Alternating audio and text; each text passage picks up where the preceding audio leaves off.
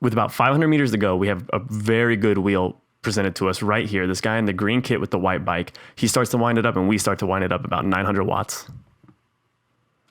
What's happening, homie? Back with another Criterium race analysis. This time we're at the Tour of St. Louis, Carondelet Criterium, the Cat 3 field. Have an FTP about 305, max heart rate's about 20 something. We average 26 miles an hour and it's a 60-minute crit. I'm on the Kelly Benefit Strategy non-elite team, just to be clear. And you know, it's a fun race. Really quite interesting, but this is an Omnium weekend. So it actually starts with a time trial in the morning. So at about 9 o'clock this morning, or the morning of the race, I hopped on the time trial bike. I'd ridden all of 3 times and gave it a whirl. An 11.8 mile course, uphill on the way out, slight downhill on the way back, kind of a windy course. It was fun for sure. I just don't think time trial is really my jam. I placed 8th of 17, so nothing crazy bad or crazy good. They're just not fun. Like, you know, I come from a collegiate running background, and it honestly really reminds me of, a 5K, 10K, and those were my favorite events on the track. But just on a bike, it's just not as fun. I find the competition and the strategy to be the enjoyable part of bikes. And as we come into this downhill left-hander, we're gonna actually skip ahead to about 19 miles into the race, just so we get a good feel for the entire course, and so that everyone, you know, that's watching, and you're able to really have a feel for how it was racing. Up until this point, it had been quite boring. It had been fast for sure, averaging 26.4 or 42 kilometers an hour, I think. But the main deal is that the wind played a big role, and if you were sheltered on both sides of the course, you actually had a fairly easy ride. I didn't do a great job of staying sheltered, but it wasn't so punishing that I couldn't stay with the pack by any means. We ended up averaging 26.4 miles per hour in all Cat 3 field, which was pretty quick. And so you have that chicane that we just went through, and you make a quick left-hander into this downhill section of the course. And it's actually really interesting. Most people weren't riding the brakes too hard, but a good strategy that I found that ended up working out pretty well for me here is to let a small gap open and then let the brakes completely go, and then you be able to carry a little bit more speed. I don't do a great job of it on this lap, having to spike it up to about 600 watts. Nevertheless, after that, this is the part of the course that I think is probably the most interesting. It is a slight uphill, about 3-ish%, and the draft still matters a ton, so no one really wants to nuke it at the front. At the back, we're having to. I'm about 20th position here, and the nice thing about it is I had found that every lap it came together and it'd start to fan out at the very least a little bit before this maybe 70-degree right-hand bend that everyone slowed down for because it was kind of the crest of the hill, which leads into actually the most interesting part of the course, which is this narrowing single lane road where you can kind of jam it up this right side, which I should have done. You saw the guy in the black kit do. Because that's the sheltered side from the wind, and it's just so much faster, and you don't have to put out many watts, but you can make up so many places, and it's really, really useful, especially as you're trying to move up. And if moving up is what you're trying to do, this is the part of the course to really get it done, because the road is incredibly wide, and the pavement quality isn't the greatest, and you're kind of into a headwind. So if you can find those spots, you know, where that gap is sitting right in front of me, where I should have moved into, it's really easy to move up because the pace generally slows. You see we're down to 21 for a second, 22. And as we come into this left-hand bend, into the kind of the final straight, there's a slight uphill, but you can really carry your speed if you come around people on either side of the course, the left being kind of ideal through this bend, and then on the right side being ideal for the finishing straight. And the course is there's not really any technical corners, right? No corner is 90 degrees. None of them are that difficult. But the technicality here comes from the fact that the pack is able to really come around you at any point. And just with the way the race was set up, it made it hard to hold that good position unless you had a team, which there were a few. And we'll actually see that here.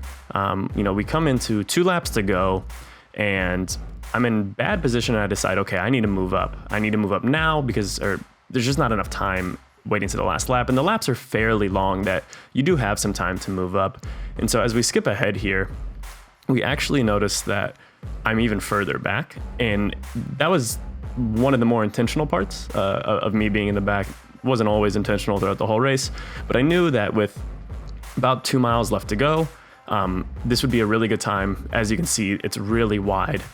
To move up, and I know someone's going to attack. It always happens, and if no one's going to, I will. But I find a really good wheel to move up on with very little race left. You see white bike, green kit, than the guy with the Specialized with the white kit. And I follow them up and I'm like, this is kind of a good wheel. And I know they're going to take me to the front, and they do. And so get a little pinch there, a little boxy, a little cagey, but I make it through, get my bars in front. And suddenly I'm at the front of the race, probably sitting 9th, 10th wheel. And with this curve coming up to the left, I know we're likely to move up some more spots.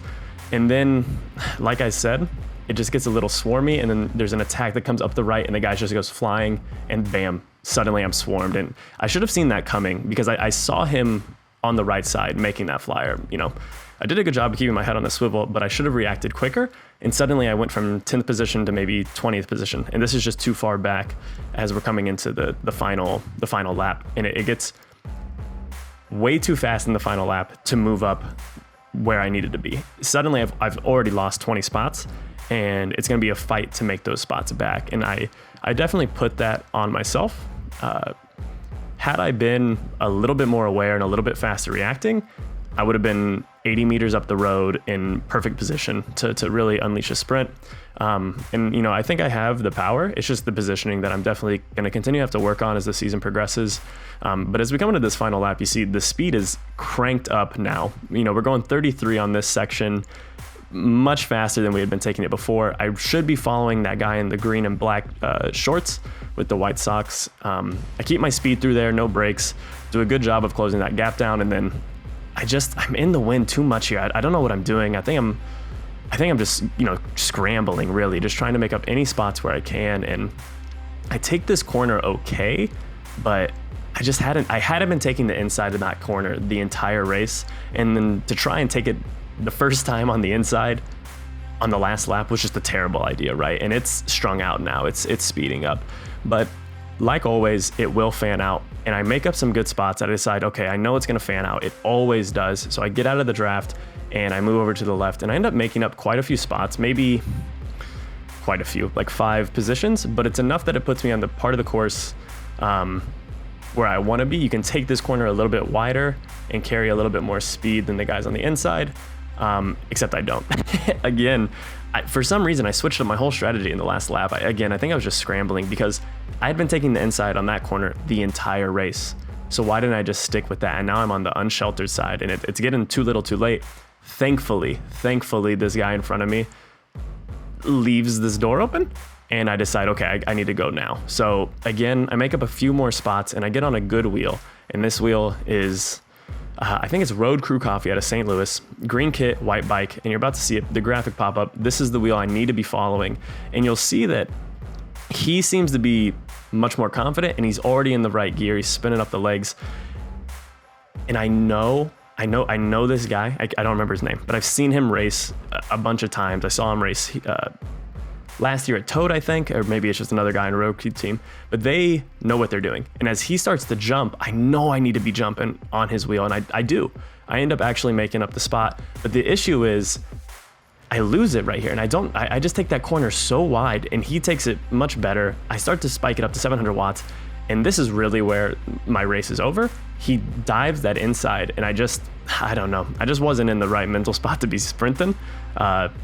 I don't know, the race was very, very cathartic in a way, right? You know, it's so stressful, and then it's not, which is, you know, honestly quite nice. But thank you for watching.